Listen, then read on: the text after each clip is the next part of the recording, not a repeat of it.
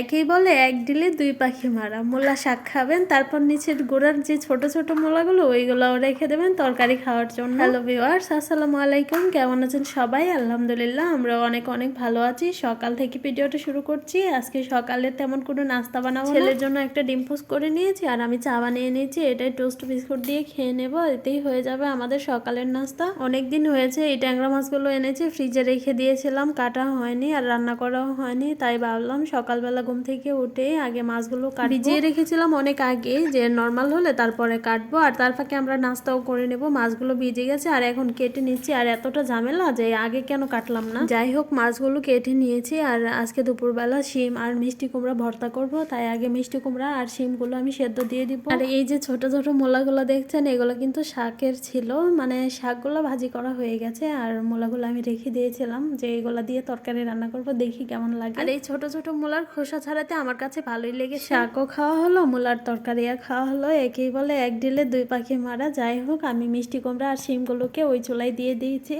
আর এখন মাছগুলোকে ভেজে নিচ্ছি। আর মাছ কাটতে কাটতে আজকে দুপুরের রান্নাটা অনেক দেরি হয়ে গেছে, তাই মিষ্টি কুমড়া আর শিমগুলো আমি একসাথে দিয়েই গ্যাসের চুলায় বসিয়ে দিয়েছি। আর এদিকে মাছটাও ভাজা হয়ে যাবে। আর আজকে তো মাছ ভাজতে আমার একদমই ইচ্ছে করছে না, তবে ভাজতে হবে। আপনাদের ভাইয়া তো মাছ ভাজা ছাড়া খেতেই পারে না। এখন তরকারিটাও আমি বসিয়ে দেবো আর মাঝে মাঝে গিয়ে দেখছি আমার ছেলেটা কি করছে। আজকে ওয়াসি এত খেলাধুলা করছে যে আমার কাছে আসছেই না।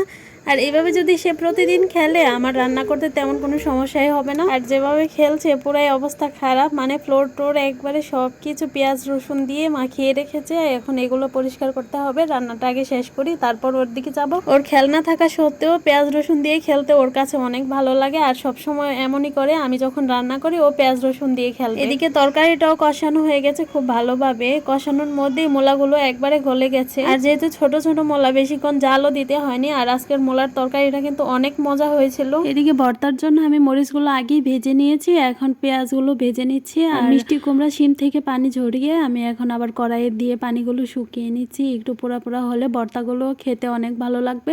ভর্তা বানাবো। এদিকে আমি ছেলের জন্য তরকারি বসিয়েছি। আর সবজির মধ্যে ও আলুটাই বেশি পছন্দ করে, সামান্য হলুদ আর ধনিয়া গুঁড়ো দিয়ে আর অল্প একটু সরিষার তেল দিয়ে আমি তরকারিটা বসিয়ে ভর্তা বানাতে চলে আসি। পরিমাণ মতো লবণ দিয়ে আমি মরিচগুলোকে আগে মেখে নেব। আর এইভাবে ভর্তা বানালে কিন্তু অনেক মজা লাগে। আর শিম ভর্তা আজকে হাতে মাখিয়ে বানিয়েছি, খেতেও অনেক মজা হয়েছিল। কারা কারা এইভাবে বানান কমেন্ট করে জানাবেন।